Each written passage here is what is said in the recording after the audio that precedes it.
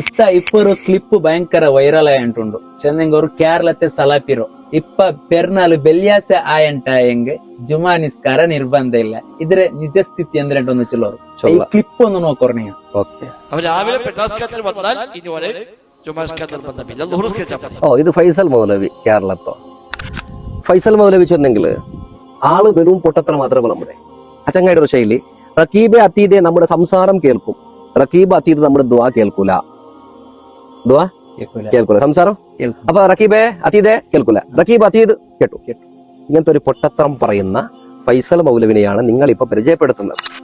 റക്കീബ് അതീത് നമ്മുടെ സംസാരം കേൾക്കും എന്നാൽ റക്കീബ് അതീത് നമ്മുടെ ദുആ കേൾക്കൂല.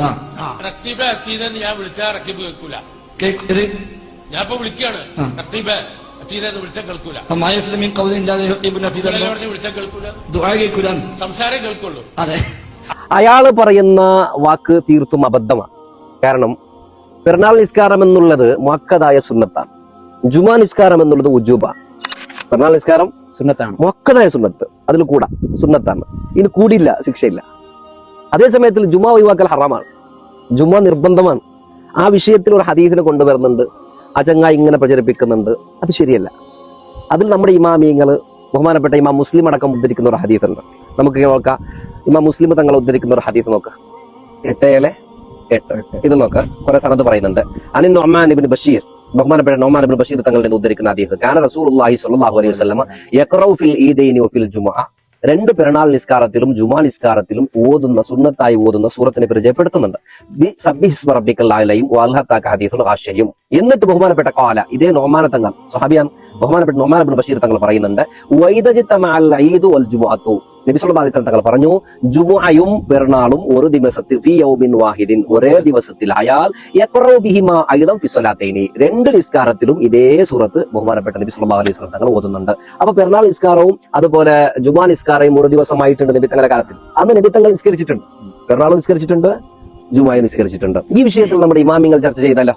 ബിഗയ എടുത്തിട്ട് നോക്കാം, ബിഗയിൽ പറയുന്നുണ്ട്, അമ്മ അഹ്ലുൽ ബലദി ഫതൽസമുൽ ജുമുഅത്തുൻ, നാം അഹ്ലുൽ ബലദാണ്, മുഖീമീങ്ങളാണ്, നമുക്ക് ജുമാ നിർബന്ധമാകുന്നുണ്ട്. മനസ്സിലാകുന്നുണ്ട്? അതേ സമയത്തിൽ ബഹുമാനപ്പെട്ട നവീം അവരെല്ലാം ഷറോൾ ബാദബിൽ പറയുന്ന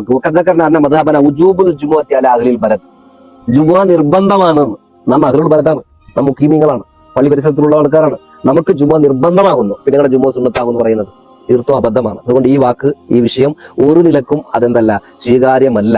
ഹദീസിലും വെച്ച് ബഹുമാനപ്പെട്ട ഇമാമിയങ്ങൾ മുഹദ്ദിസീങ്ങൾ എന്ത് ചെയ്യുന്നുണ്ട്, ഇതിന് വിവക്ഷം വെച്ച് നമ്മുടെ മഹത്തുക്കളായ ഇമാമിയങ്ങൾ എന്ത് ചർച്ച ചെയ്തു, ഇത് കണ്ടറിഞ്ഞ് മനസ്സിലാക്കി കൊടുക്കാം.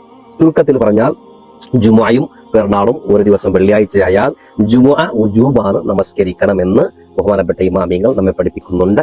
പെരുന്നാൾ നിസ്കാരം മുഅക്കദായ സുന്നത്താണ്, അതിൽ കൂടിയാൽ സുന്നത്തിന്റെ പ്രതിഫലം കിട്ടും. ജുമുഅയിൽ കൂടിയാൽ നിർബന്ധമായ ഒന്ന് ഒഴിവാകും, കൂടില്ലെങ്കിൽ ഹറാമാകും. അതുകൊണ്ട് ഏത് സ്വീകരിക്കണം? ജുമുഅ നിർബന്ധമായി നിസ്കരിക്കണം എന്നാണ് ചുരുക്കം.